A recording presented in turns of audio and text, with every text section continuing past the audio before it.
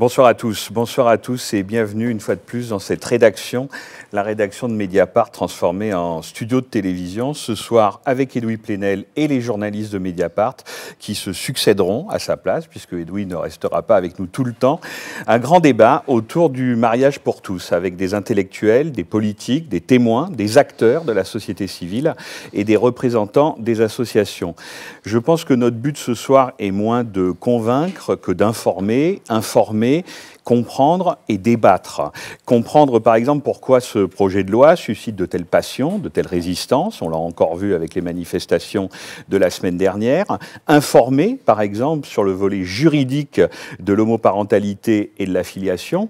Et enfin, débattre. Alors, je dois vous préciser tout de suite, puisqu'il y avait déjà des commentaires des abonnés de Mediapart, que la rédaction travaille beaucoup depuis plusieurs semaines pour inviter des avis absolument opposés parmi les partis politiques à cette question. Il y aura des avis opposés dans la troisième partie politique de cette soirée, mais ça n'a pas été facile. Je vous en dirai un peu plus tout à l'heure. Nous avons cherché en particulier des contres, que ça soit à gauche ou à droite, en particulier à l'UMP.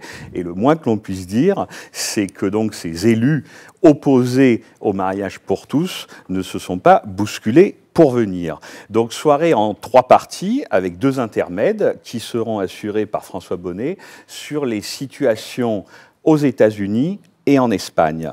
La première partie sera consacrée à l'actualité.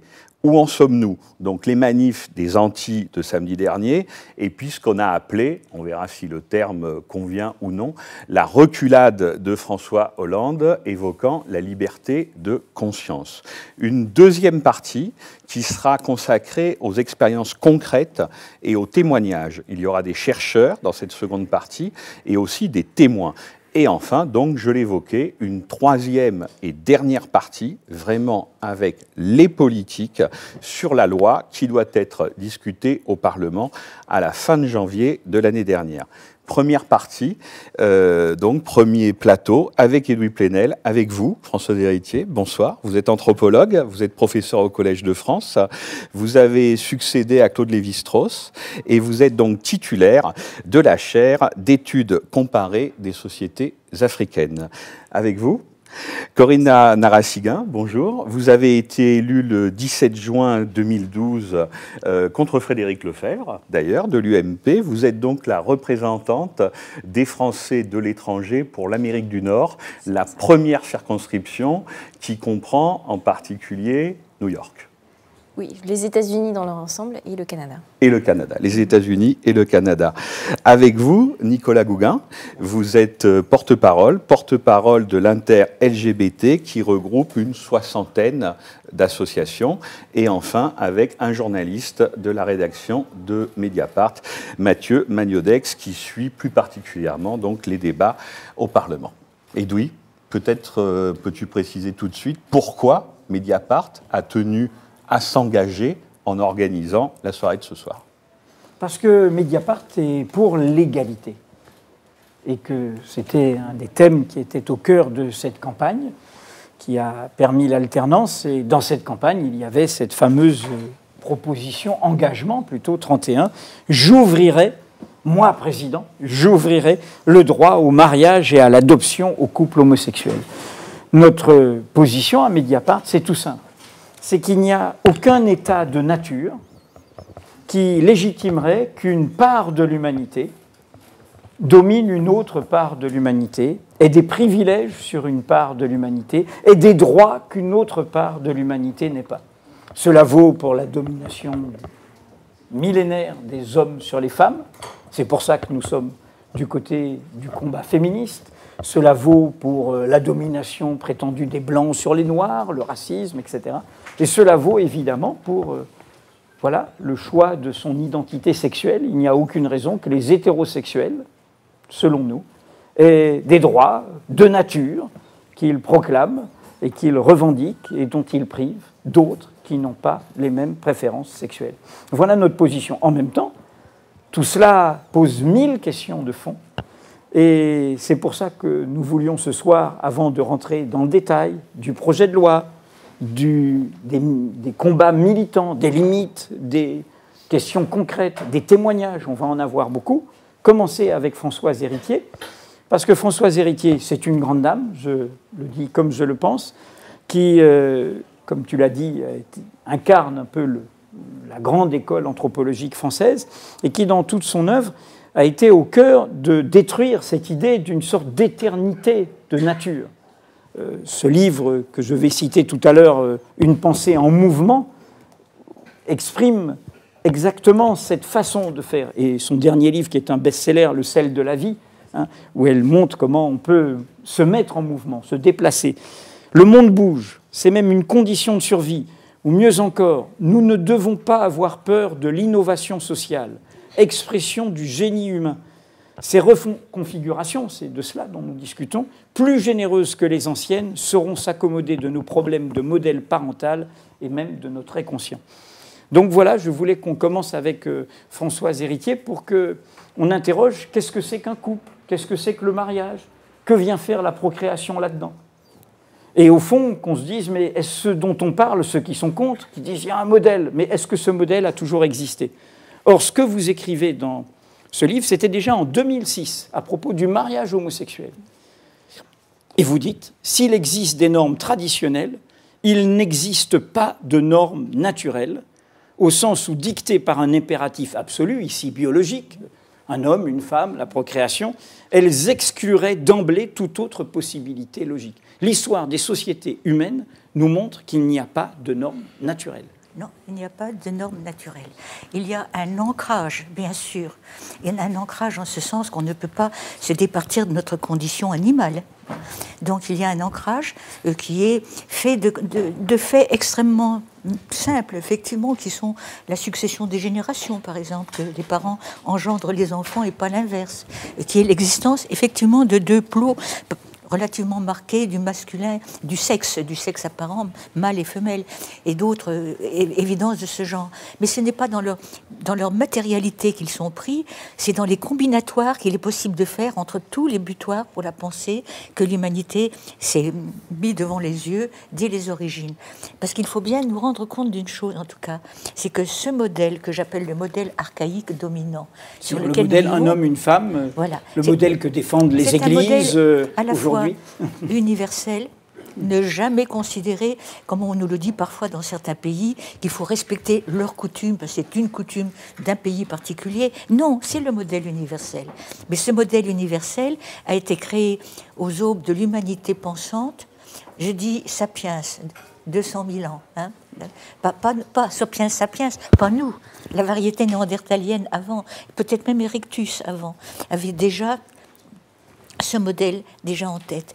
Parce que dès que l'humanité se met à penser, elle doit donner du sens. Elle faut qu'elle construise ce savoir dont nous avons hérité.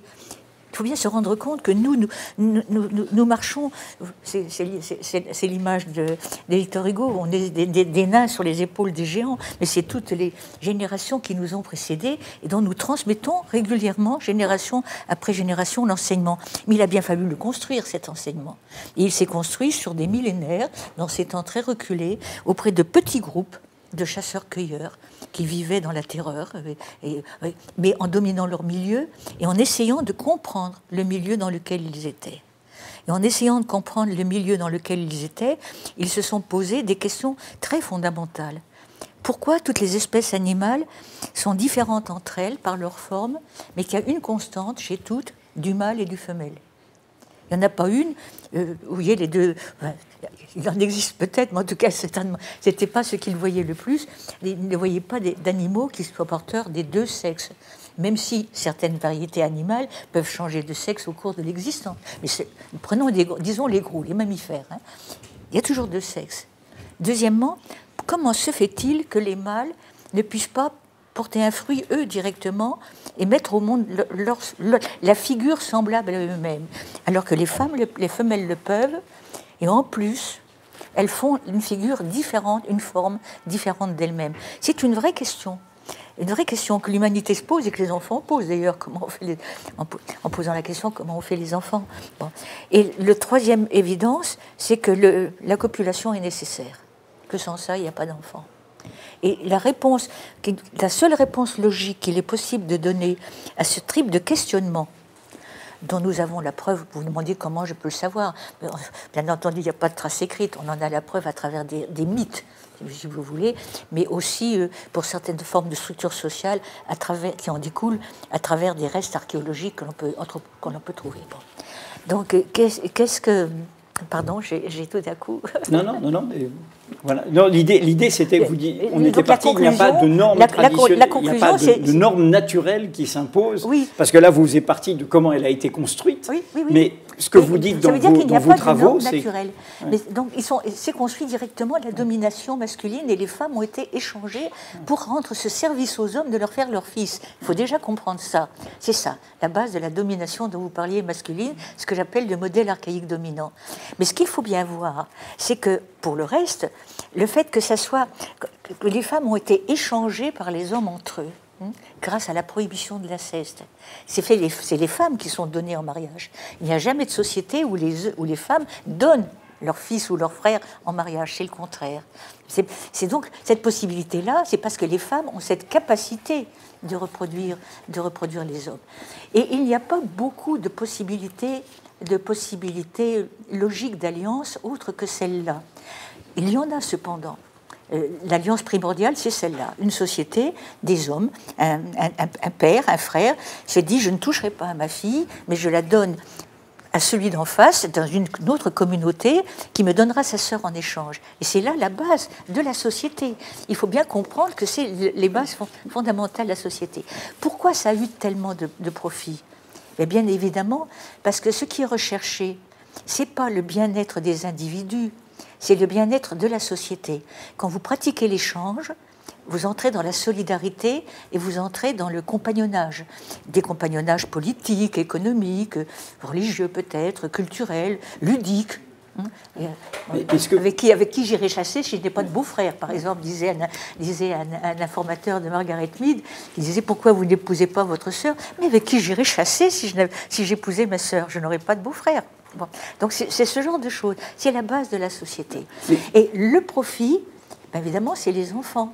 C'est les enfants, puisque les enfants, ils vont servir de pont supplémentaire, puisque issus de deux communautés précédemment antagoniques, ils vont considérer ces deux communautés antagoniques comme leurs consanguins, c'est leurs grands-parents. Donc c'est un profit particulier. Mais ce n'étaient pas les seules possibilités logiques. C'est ça. Il y a d'autres possibilités logiques qui sont celles de l'échange, y compris en parlant d'échange, et non pas d'attraction sexuelle, en parlant d'échange, et on en voit la réalisation, par exemple, encore de nos jours, si on veut bien l'examiner avec cet œil-là, au Moyen-Âge, quand on échangeait des otages. Quand on échange des otages, c'est pas le sexe qui compte. D'ailleurs, souvent, c'est des enfants de même sexe qui sont échangés, des garçons. Mais ce qui compte, c'est l'échange de deux personnes pour établir un lien de solidarité entre deux groupes. Le mariage est venu par là-dessus. Oui, parce que ce que vous expliquez bien dans tous vos travaux, y compris, je dis parce que c'est en ligne sur Cairn Info, un texte que vous avez fait en 2005 sur quel sens donner aux notions de couple et de mariage. Oui. Et vous expliquez que, en clair, cette union qu'on croit absolument éternelle et comme un modèle unique, un homme, une femme, et dans le cadre du mariage et avec la procréation, n'est pas, pour vous, la possibilité d'union que l'humanité... Ce n'est pas la possibilité unique. Et vous dites bien qu'au début, ce n'est pas la procréation, c'est uniquement la paix, ce que vous appelez l'échange, échanger des enfants, et avec une les faire élever. Parce que des possibilités d'union, si on veut aller par là, beaucoup de sociétés, prenez la Grèce antique, que l'on considère vraiment comme quand même des gens très policés. Bon, eh bien, il y avait le mariage entre un homme et une femme pour qu'il y ait des enfants légitimes, mais l'homme, elle ne connaissait que ce mari pour avoir des enfants, parce qu'elle était là pour ça, pour la procréation. Mais à côté, il avait des concubines, il pouvait fréquenter des Il fréquentait des étaïrs, il pouvait même aller et fréquenter des prostituées. Il y avait donc différentes sortes d'unions qui n'avaient pas de même qualité, mais avec les concubines, c'est aussi des unions, mais de notre statut. Donc il y a toujours eu différentes possibilités. Il y a eu dans certaines sociétés aussi des possibilités homosexuelles. Oui, vous parlez d'unions entre femmes. Alors des unions entre femmes en Afrique, mais ces unions entre femmes, est-ce que c'est l'aveuglement de l'ethnologue? Est-ce que c'est la vérité? Ce sont des pratiques qui n'existent plus. Mais il y avait dans des sociétés d'Afrique de l'Est et également au Nigeria des exemples d'unions entre femmes, mais c'était des unions très particulières, en ce sens qu'une des femmes, celle qui était considérée comme un homme, fait la preuve de sa stérilité. C'est-à-dire, elle est mariée, elle n'a pas d'enfant, et elle avance en âge, et elle est stérile. Elle peut quitter à ce moment-là son mari, parce qu'elle n'a jamais eu d'enfant, et on considère qu'elle est une femme dans une peau d'homme. Bon. Et cette femme dans une peau d'homme retourne dans sa famille d'origine, et comme elle est un homme, elle peut participer on lui donne une partie de l'argent que les hommes payent pour obtenir ce qu'on appelle la dot chez nous, mais qui est une compensation matrimoniale pour avoir une femme. Donc le groupe reçoit de l'argent pour ses filles. Et elle, comme elle est un homme, elle bénéficie du partage. C'est du bétail en général. Et quand elle a assez de bétail, c'est elle qui va payer la compensation matrimoniale pour se procurer une épouse. Et cette épouse considère que c'est son mari. Elle la traite avec respect. Elle lui fait rendre les services ordinaires d'une femme, mais on ne sait rien pour le lit, parce que ça, je vous dis, est-ce que c'est la pudeur des ethnologues? Je n'en sais rien. Ce qu'on sait en revanche, c'est que la femme marie appointe un serviteur pour faire des enfants.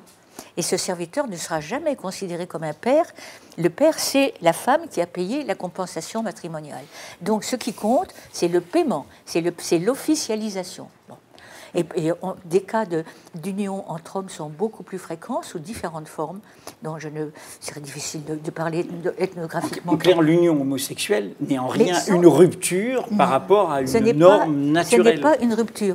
La rupture, évidemment, pourrait paraître être le mariage, mais il faut bien vous rendre compte que le mariage n'est pas naturel non plus. Ouais. Le mariage, c'est une construction sociale. Tout ce que je parle ici, ce sont des constructions idéales, des constructions dans l'esprit. C'est une construction qui a été faite pour raffermir cette union qui est faite entre deux groupes. Ben, si elle devait se rompre en permanence, ça n'aurait aucun sens d'établir des liens de solidarité si on pouvait les rompre pour des accidents de fortune et parce que ça va mal entre les personnes. On a établi des règles extrêmement précises et ce sont ces règles-là que l'on appelle mariage. Mais ce mariage, peu importe les individus. Ils pouvaient je vous dis, c'était productif d'avoir des enfants, mais on pouvait très bien mettre ensemble des personnes qui ne pouvaient pas avoir d'enfants entre eux. L'important, c'était cette liaison entre deux groupes. Mais alors, Françoise Héritier, comment regardez-vous, quel est votre regard d'anthropologue, justement, très précisément, sur ce projet de loi, sur ce qu'on appelle le mariage pour tous? Je veux dire deux choses. La première, c'est que je suis un peu fâchée, je dois dire, pour ce que je lis dans la presse. Simplement, j'entends dire toujours du point de vue de la vérité anthropologique. Et par des gens, mais qu'est-ce qu'ils savent de la vérité anthropologique? La vérité anthropologique, c'est ce que je suis en train de vous dire. C'est-à-dire que tout est une création de l'esprit, qu'il n'y a pas de loi de nature, que la loi religieuse qui nous vient avec les religions révélées, elle date de 7000 ans ou 8000 ans seulement. Alors que c'est elle qui nous a imposé. Vous nous parliez de 200 000. Moi, je vous parle de 200 000. C'est une beaucoup plus longue histoire. Et les religions révélées sont venues apporter leur grain de sel en ajoutant à tout cette configuration intellectuelle qui s'est complexifiée avec les millénaires, qui s'est durcifiée aussi, parce qu'il a fallu maintenir les femmes dans cet état, l'impossibilité de disposer de son corps, d'accéder au savoir, d'accéder aux fonctions de pouvoir, c'est pas rien. Il faut quand même un certain type de comportement coercitif qui vont avec l'enfermement, le voile, tout ce que vous voudrez. Bon. Mais quand les religions, le voile est antérieur, mais quand vous voyez les religions révélées apparaître sur le marché, elles apportent en plus la condamnation divine en disant que ce n'est pas un fait de nature, que c'est Dieu qui a voulu ça. Et puisque c'est Dieu qui l'a voulu, c'est condamnable et c'est punissable. Donc c'est un apport supplémentaire. Ça, c'était du point de vue anthropologique que vous lisez dans la presse. Oui. Et il y avait un second point. Et le second point, c'est que je pense, oui, très, très profondément, que l'espèce humaine n'est pas condamnée pour survivre à devoir survivre avec les règles qui étaient les siennes quand elle était chasseuse et collecteuse il y a 200 000 ans. Voilà. Voilà. Et donc, que le propre de l'espèce humaine, c'est d'innover. C'est d'innover. Et quand vous lisez ce projet de loi, est-ce que vous considérez qu'il est évidemment le reflet d'une évolution sociétale et que ce reflet est assez exact? Oui. Ou est-ce que vous pouvez vous dire, avec les exemples que vous venez de prendre dans le passé, que sur un certain nombre de points, alors maintenant on appelle ça l'homoparentalité, j'imagine que ce terme n'existait pas avant, mais on parle aussi de procréation assistée, on parle aussi même de gestation par autrui. Est-ce que vous considérez là aussi, avec votre regard d'anthropologue, que parfois ce projet de loi est presque timide, frileux, ou qu'il est un premier pas? Comment vous le regardez de ce point de vue-là? Je trouve que c'est un premier pas nécessaire. Frileux, je ne pense pas. Je ne pense pas qu'il soit frileux, mais peut-être que je m'abuse. Mais en tout cas, je le trouve utile et nécessaire. Ce que je voudrais dire, c'est qu'il faut bien savoir que les idées nouvelles, elles rendent compte d'une réalité possible. Possible dans l'univers des idées.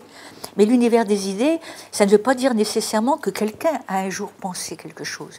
Et il est très vraisemblable qu'il y a dans l'univers des idées un certain nombre de possibles qui nous concernent dans notre intimité, dans notre vie, qui n'ont jamais été pensés et qui seront pensés peut-être dans 400, 500, 600 ans. Et Nicolas Gauguin pourrait vous dire que ce projet de loi répond aussi à des réalités concrètes déjà existantes dans nos sociétés.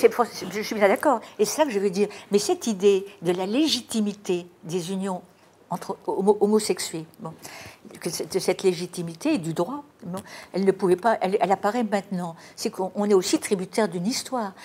Une idée, quand elle est formulée la première fois par quelqu'un, excusez-moi, il lui arrive malheur à cette personne, généralement. Quand vous dites que la Terre tourne, c'est un peu difficile contre ceux qui pensent qu'elle ne tourne pas. Les journalistes qui révèlent des scandales connaissent ça. On connaît ça. Donc, un jour, une idée possible devient pensable. Et puis après, elle va grignoter son chemin, elle va s'avancer progressivement. Un jour, elle sera pensée par un grand nombre, et peut-être un jour par une majorité. Et à ce moment-là, et c'est là la chose importante, elle n'est plus seulement intellectuellement pensable, elle est devenue émotionnellement concevable. Et c'est quand elle devient émotionnellement concevable, c'est-à-dire qu'avec vos tripes, vous le ressentez différemment, qu'elle peut passer à plus grande vitesse et qu'on peut, à ce moment-là, d'une certaine façon, légiférer. Et je crois qu'on est arrivé à ce moment-là, dans nos sociétés occidentales. Bon, il n'est pas partout. Parce que moi, quand je parle en anthropologue, je parle pour l'humanité tout entière. Mais par rapport à ce que vous disiez, Frédéric, dans ce livre-là, il rassemble beaucoup de vos textes sur la question de la parentalité. Il serait plus sage et moins injuste de donner à tous les couples les mêmes droits en matière de parentalité, en explicitant les divers moyens autorisés pour avoir des enfants. Alors, je vous pose la question, puisque, comme vous savez, le projet de loi s'en tient au mariage et à l'adoption, et c'est arrêté là, et on va y venir. Et quelle est votre position? Je vais vous donner ma position là-dessus. Ma position, cette fois-ci, plutôt en tant que citoyenne, mais aussi en tant qu'anthropologue tout de même. Je suis effectivement pour les mêmes droits pour tous, y compris en parentalité avec l'adoption, et pourquoi pas certaines formes de procréation médicalement assistée. Je dis bien certaines formes. Pourquoi? Parce que nous avons tendance, à l'heure actuelle, à considérer comme des techniques un certain nombre de façons de faire qui ne sont pas des techniques, mais l'utilisation de techniques dans un cadre social particulier. Bon, je m'explique. La fécondation in vitro la ponction ovocytaire, la fécondation in vitro, l'ICSI, vous savez, l'insémination forcée d'un spermatozoïde qu'on a pu trier dans un ovule. Tout cela, ce sont des techniques. La réimplantation dans un utérus, c'est une technique. Bon. Après, quand on parle de la gestation pour autrui, c'est l'application sociale d'une technique dans un contexte particulier qui est un contexte économique. Donc, si vous voulez, je m'arrête à la gestation pour autrui je ne veux pas parler de tout parce que je ne veux pas monopoliser la parole, mais pour expliquer pourquoi. Pour expliquer pourquoi, parce qu'il y a au moins quelques impératifs qui sont, on dit, éthiques. Maintenant, on peut parler simplement des principes moraux qui ont quand même été utilisés par la plupart des sociétés. Elles se retrouvent toutes en disant la même chose. D'une certaine façon, je vais le formuler ainsi. Mon droit à faire quelque chose qui me profite s'arrête là où cela nuit à quelqu'un d'autre. Sous cette forme très générale, je vous assure, il n'y a pas beaucoup de sociétés qui passent outre. Elles passent outre contre les étrangers, contre les ennemis, etc. Mais dans leur fonctionnement, le droit s'arrête au droit d'autrui. Vous ne pouvez pas faire pour votre profit ce qui fera du mal à autrui. On aura l'occasion, je pense, d'en reparler au cours de l'émission. On peut peut-être justement rebondir sur ce que vous disiez. Corinne Narassiguin, on a l'impression, le projet de loi sur le mariage pour tous et l'adoption, est-ce que finalement c'est cette innovation sociale dont nous parle Françoise Desheritiers? C'est la reconnaissance d'une situation qui existe déjà dans nos sociétés depuis longtemps. C'est une innovation dans le sens de ce que disait Mme Héritier sur le droit, voilà, sur la question de reconnaître dans le droit l'égalité des couples de même sexe, le fait que c'est une discrimination aujourd'hui que la République ne doit plus tolérer. Je pense que c'est ça qui est une innovation. On va avoir des témoignages ce soir qui montrent bien que non seulement, on a eu le débat il y a 14 ans avec le Pacs, non seulement les couples homosexuels sont tout à fait sont une partie prenante de la société et ont tout à fait le droit d'exister pleinement aux yeux de tous, mais en plus, ils ont aussi le droit aussi à la filiation, aussi à être parents. Je pense que c'est ça que dit ce projet de loi aujourd'hui. Alors, on va justement directement à Nicolas Gougain. Mariage, adoption, c'est l'engagement 31 de François Hollande. Ouais.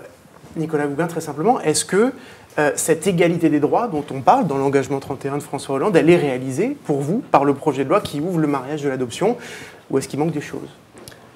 Tout dépend de la lecture qu'on a de l'engagement 31, tout d'abord, parce qu'il y a une lecture qui peut être restrictive, à savoir ce qui a écrit mot pour mot dans l'intitulé, j'ouvrirai le droit au mariage et à l'adoption pour les couples de même sexe.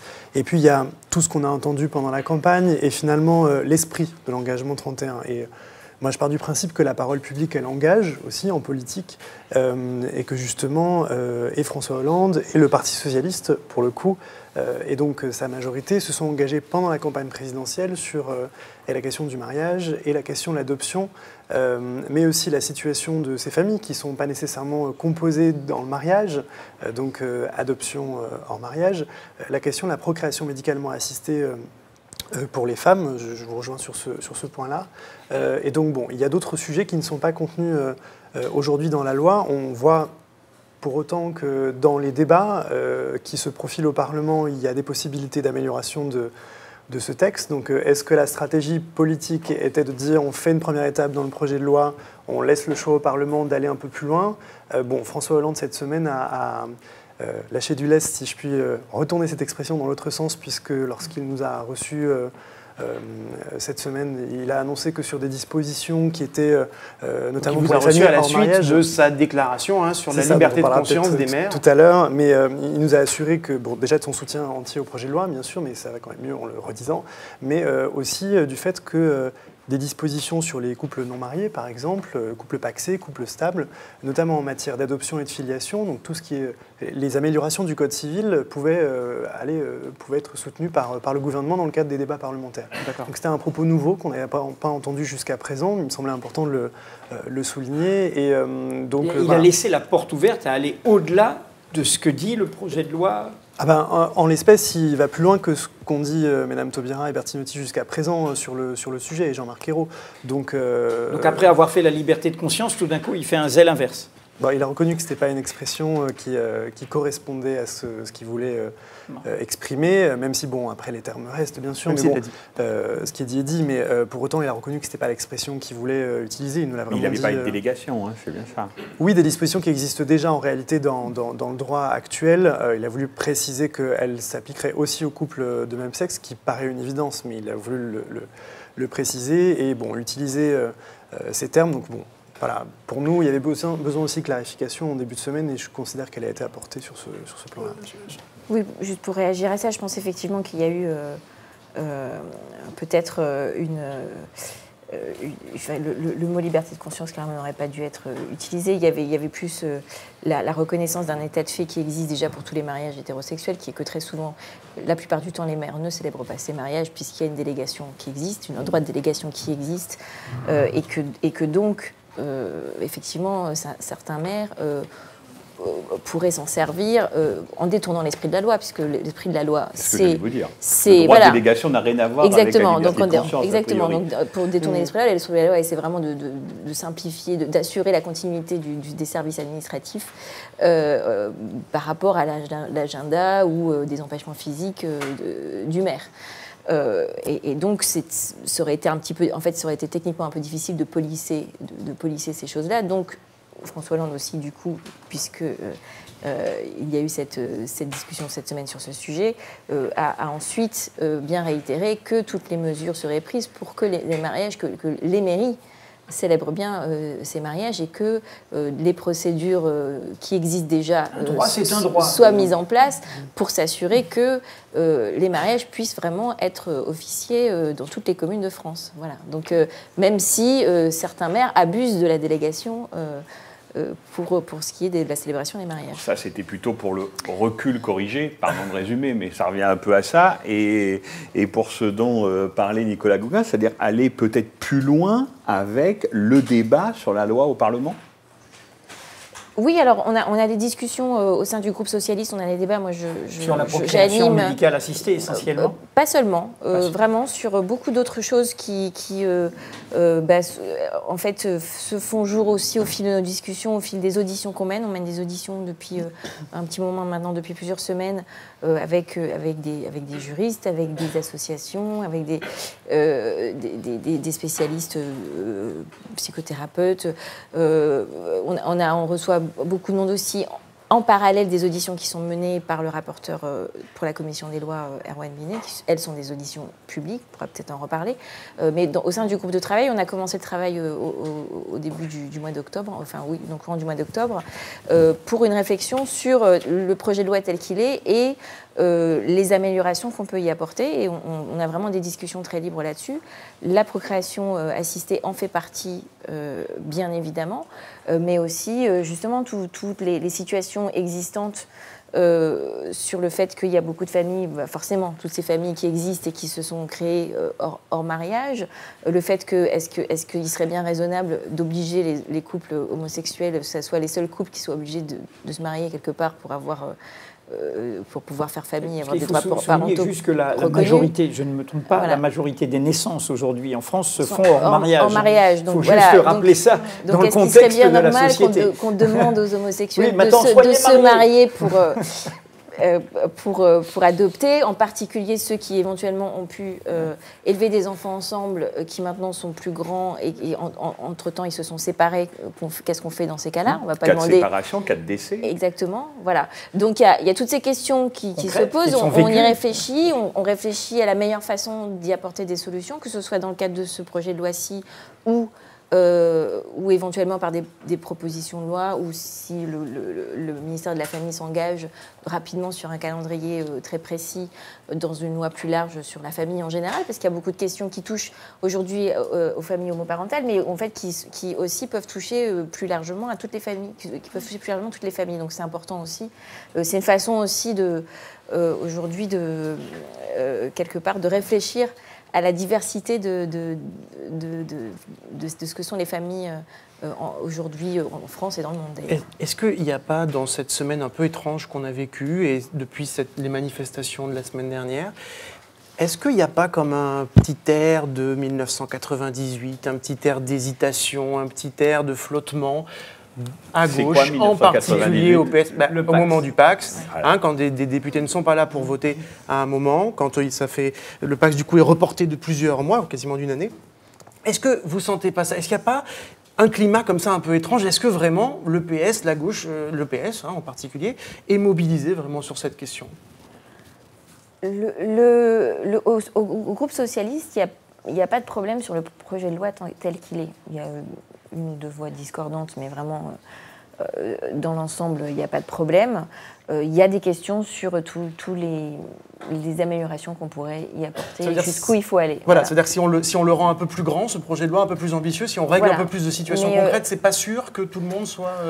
Oui, et puis même par rapport à la complexité de ce qu'il y a à faire, il y a des textes de loi, ça peut être compliqué en fait d'écrire correctement une loi et de modifier le droit de la famille sans créer de nouveau des nouveaux nœuds qu'il va falloir ensuite résoudre, auxquels les juges seront confrontés et où il n'y aura pas vraiment de cadre législatif suffisamment précis. Donc il faut faire attention à ce qu'on écrit. Une loi doit être applicable, sinon ça ne sert à rien.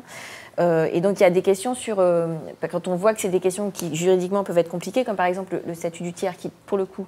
Donc c'est le statut du parent, du beau-parent, du coparent, qui concerne en fait toutes les familles recomposées. Aussi, ça peut être très très complexe. Et donc, est-ce qu'on est capable de faire ça dans le temps législatif qu'on a sur ce projet de loi? Est-ce que c'est vraiment le bon endroit, puisque ça concerne toutes les familles, et que là on part de la question de l'égalité des droits pour les couples de même sexe? Est-ce que c'est le bon endroit pour le faire? Donc il y a aussi ces questions-là. Sur la procréation médicalement assistée, c'est ce qui fait le plus débat et c'est ce dont on parle le plus en termes d'amendements. Il y a une majorité du groupe socialiste qui est déjà pour. On est en train d'essayer d'évaluer l'ampleur de cette majorité et d'essayer de l'agrandir encore. C'est un petit peu aussi le travail qu'on fait par les auditions en groupe. C'est surtout la question de la procréation assistée pour les couples de lesbiennes. Parce que là où il y a peut-être un petit peu plus de difficultés, c'était si on voulait l'ouvrir à toutes les femmes. Et moi-même, même si personnellement je suis pour l'idée, je ne suis pas sûre que ce soit le bon endroit pour ça, parce que ce n'est pas une question d'égalité des droits pour les homosexuels. Est-ce que, Nicolas Boubin, est-ce que vous pensez très concrètement qu'il faut tout faire tout de suite? Parce que comme ça, on règle en une fois plein de situations concrètes qui se posent. Plein de gens disent « c'est pas vrai, on ne reposera pas cette question dans les mois ou années à venir ».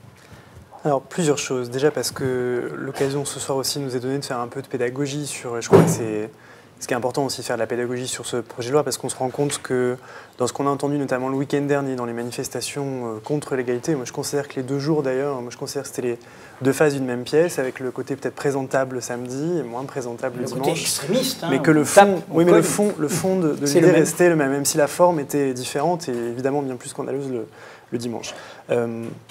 Mais quand même, on se fait beaucoup peur dans ce projet de loi et on joue beaucoup sur les peurs et sur les fantasmes.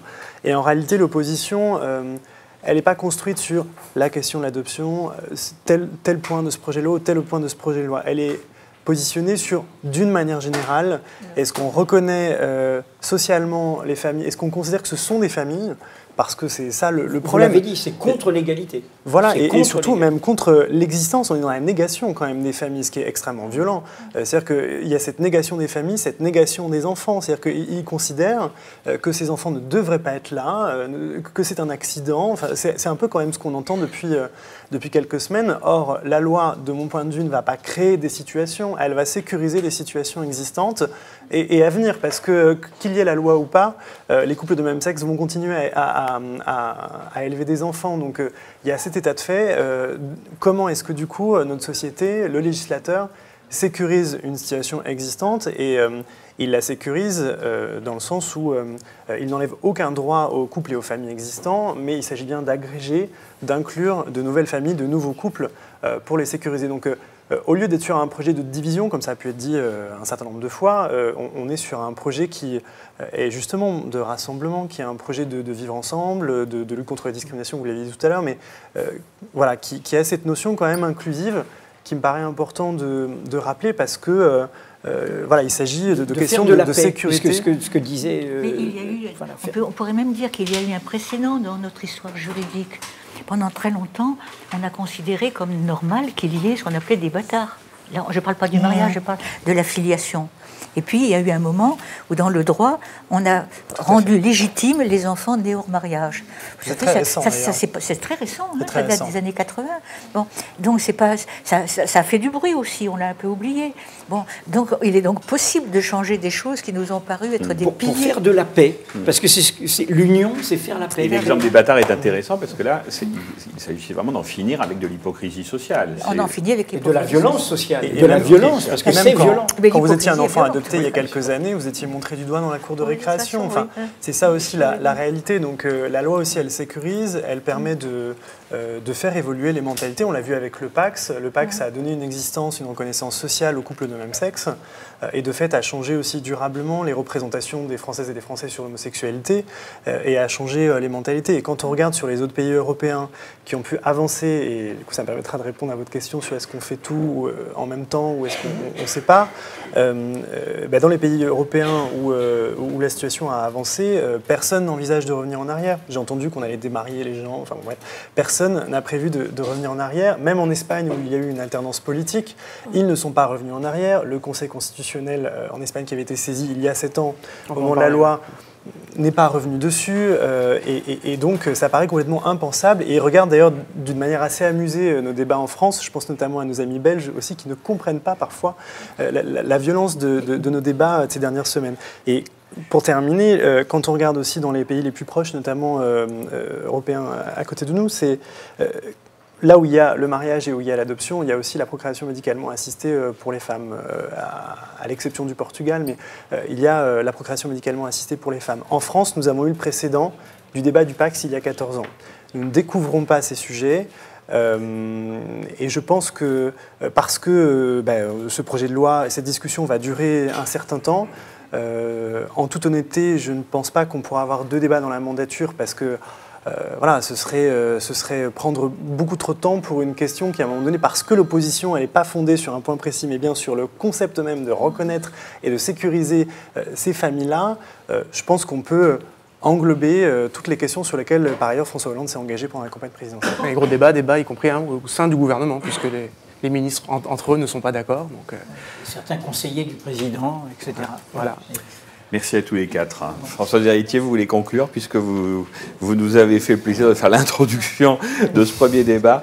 Je ne suis pas sûre de pouvoir conclure sur le plan politique, mais sur le plan, disons qui est ma spécialité, l'anthropologie sociale, de dire que ça correspond à des mouvements qui sont les mouvements naturels de société humaine, qui évoluent et qui réalisent des possibles qui jusqu'à présent n'avaient pas, soit pas été vus, la plupart du temps étaient vus mais étaient niés, au privilège toujours de certains par rapport à d'autres. Les dominants.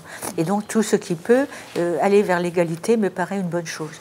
J'ai dit que je mettais un frein à ce côté de la gestation pour autrui pour une raison extrêmement simple, parce que c'est pour des questions de principe même. D'égalité, parce que ça veut dire que quand on va demander à une femme indienne de porter un enfant, elle est doublement dominée. Elle est dominée parce que c'est pas elle qui y va volontairement. Elle est déjà mariée, elle a des enfants. On fait du tort d'ailleurs à sa famille, mais ça on n'en parle pas pudiquement.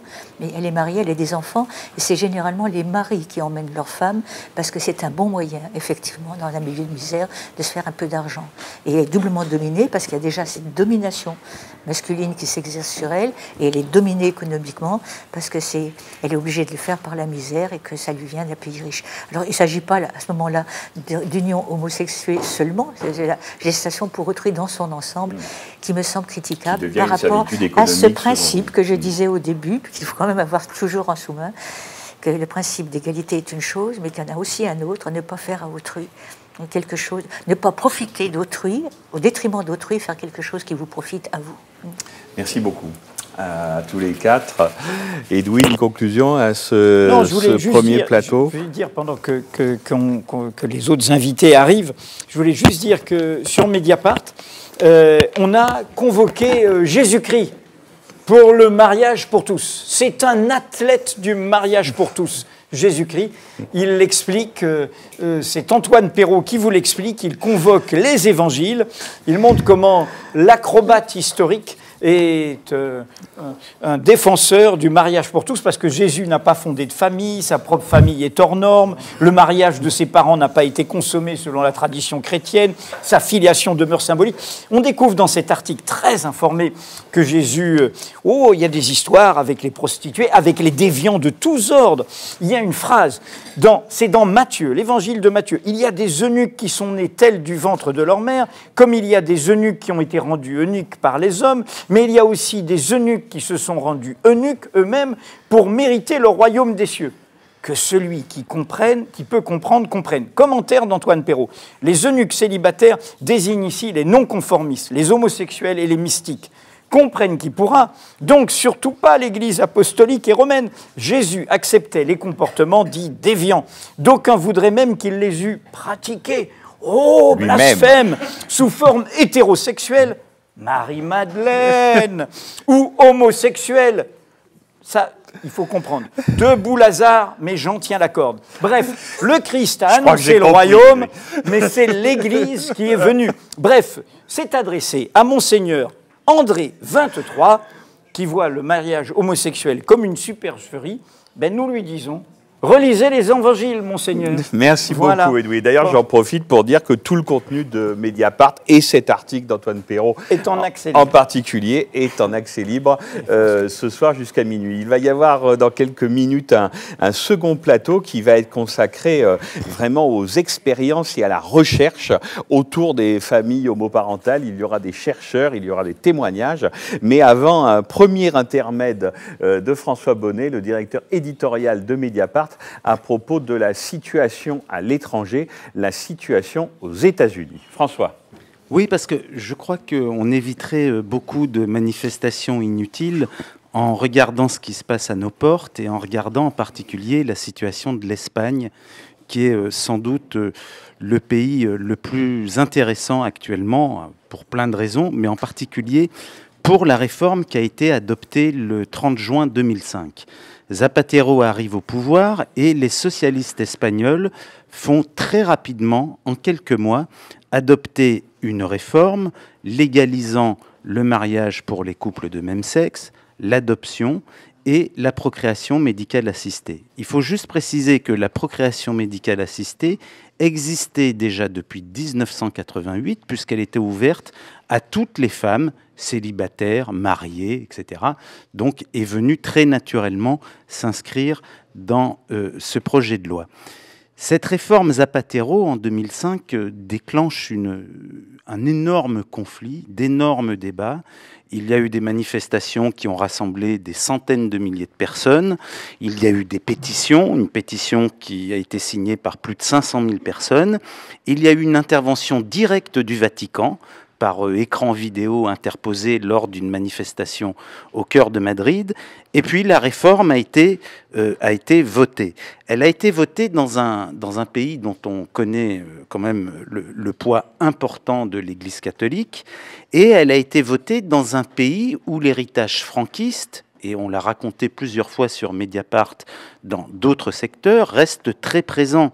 Il faut rappeler qu'il y a une loi franquiste qui est restée en vigueur jusqu'en 1979 et qui permettait d'emprisonner les homosexuels. Il y a 1 millier d'homosexuels qui restaient en prison dans les années 70, officiellement, au titre de cette loi pour dangerosité. On les envoyait en prison, puis dans des centres de réhabilitation sociale. C'était ça la situation espagnole en 2005. Alors cette réforme a été adoptée et depuis, tout se passe parfaitement bien. 70% des personnes interrogées au gré des sondages réguliers approuvent cette réforme. 22 000 mariages ont été conclus depuis 2005. et près de 4000 ont été conclus pour la seule année 2011. Voilà ce qu'on peut dire aujourd'hui de cette réforme. Il y a eu, il y a quelques mois, une sorte de grande peur qui, du reste, a accéléré le nombre de mariages de couples homosexuels, qui a été un recours formulé par un certain nombre de parlementaires du Parti populaire, qui est le parti de droite, le parti conservateur espagnol, qui est aujourd'hui au pouvoir, devant le tribunal constitutionnel, et qui visait à casser cette réforme. Or, il y a quelques semaines, la décision du tribunal constitutionnel est tombée et la réforme est entièrement validée. Alors, on se retrouve dans cette position aujourd'hui très intéressante où la droite espagnole qui est au pouvoir, avec Mariano Rajoy, la droite espagnole a totalement intégré cette réforme, l'a validée et exclut la possibilité d'y revenir. Il y a deux personnes qui ont pesé assez lourd dans cette évolution de la droite espagnole. La première, c'est le maire de Madrid, M. Gallardón, qui est aujourd'hui ministre de la Justice et qui, sur un certain nombre de dossiers, se révèle particulièrement conservateur. Or, sur cette question du mariage pour tous, le maire de Madrid, et aujourd'hui donc ministre de la Justice, a déclaré encore très récemment exclure toute contre-réforme. Il l'exclut d'autant plus qu'il avait été le premier, en 2006, comme maire de Madrid, à procéder au mariage de deux hommes. À l'époque, ça avait fait un énorme scandale dans la droite espagnole. Et puis, il y a une autre personne, M. Oyarzabal, qui est devenu, qui n'est pas n'importe qui, puisqu'il est devenu aujourd'hui le secrétaire national du Parti populaire en charge des droits et des libertés publiques, et qui est devenu l'un des défenseurs acharnés de cette loi.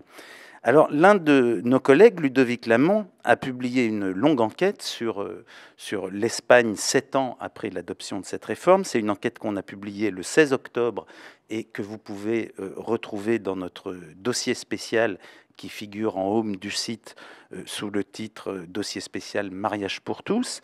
Vous le retrouvez donc à la date du 16 octobre. Et Ludovic Lamont interviewe ce monsieur Oyarzabal pour lui demander quelle est cette évolution, quelle est aujourd'hui la position du Parti populaire. Et Oyarzabal répond cela. Le Parti populaire d'aujourd'hui doit être un grand parti de centre-droit, ouvert et libéral. Nous avons compris enfin qu'il fallait reconnaître le droit à l'égalité des personnes, quelle que soit leur couleur de peau, leur religion ou leur orientation sexuelle. Cela passe donc en particulier par une reconnaissance du mariage pour tous, pour toutes les personnes du même sexe. Voilà donc où on en est, et M. Oyarzabal ajoute, puisqu'il suit de très près les débats français, il ajoute ceci: il faut absolument convaincre la droite française et la partie la plus conservatrice de la société d'adopter cette réforme.